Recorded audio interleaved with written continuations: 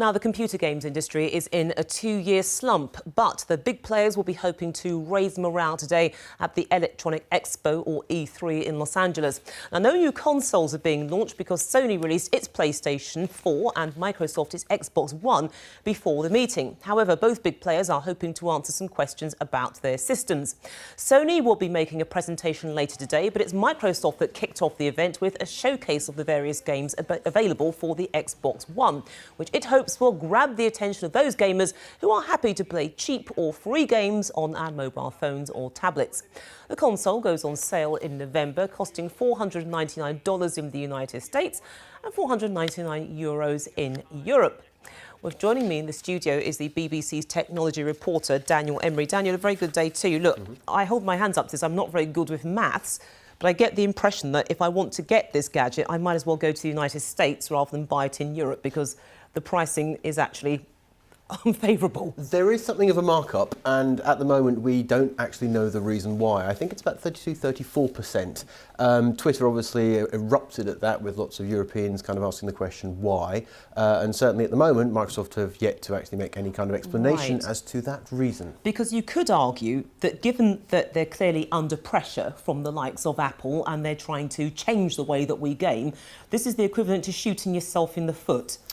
Not necessarily. Apple's a slightly different market. If you imagine the games market, there's two separate sections. There's what we would call the traditional games market, which are people playing consoles or PCs, so that's Sony on the PlayStation, Microsoft on the Xbox, or people playing on PCs. And then Apple are in what's known as the mobile gaming market, so that's apps on your phone or on your tablet. They're very different both in terms of prices. The traditional game or an old school game could be 20, 30, 40 pounds, whereas a game that you get on your phone is maybe 60p, pound, £2, £3. But of course there's very difference in quality of graphics and in style of gameplay.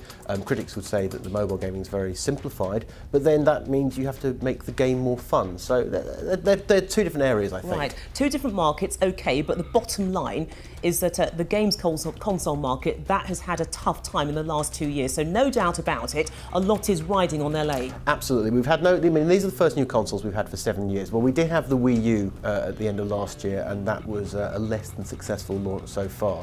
So the whole game street is basically hoping that either the Sony or the Microsoft, or ideally for them both, actually make success. Because if they don't, then that spells trouble. Right, so when you say it spells trouble, does that therefore mean that the games console industry will be finished? There is no chance of turning things around? The only platform they would then be able to develop for is either for personal computers or developing for the old consoles, which is the 360 and PlayStation 3, which, because sales have already fallen off a cliff already, it will continue to go down. So they need this to turn their industry around.